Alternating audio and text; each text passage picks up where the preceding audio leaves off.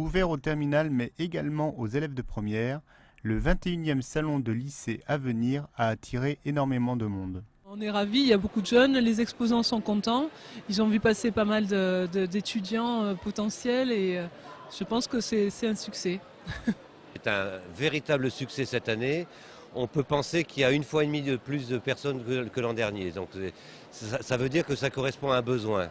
172 exposants étaient là pour répondre aux questions des jeunes. Quelles sont les formations présentées, sur quel diplôme ça débouche et quel métier.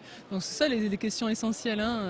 Et maintenant c'est repartir avec une formation, repartir avec une école, repartir avec une orientation ou un métier possible. Pour ma part, je suis venu chercher les documentations pour m'engager dans l'armée. J'ai trouvé mon stand et tous les renseignements qu'il me fallait, quoi.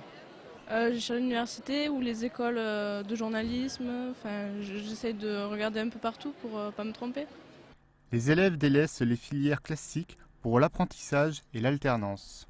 Ce sont des formations qui se développent de plus en plus parce que ça permet de faire une alternance entre un centre de formation et un milieu professionnel choisi. Et c'est vrai que ça apporte l'expérience professionnelle qui est un plus après quand on recherche un poste. Pour la région, il est important de soutenir cette manifestation. C'est un des problèmes capitaux que nous avons à résoudre, c'est de donner aux élèves la meilleure information possible pour qu'ils choisissent leur orientation.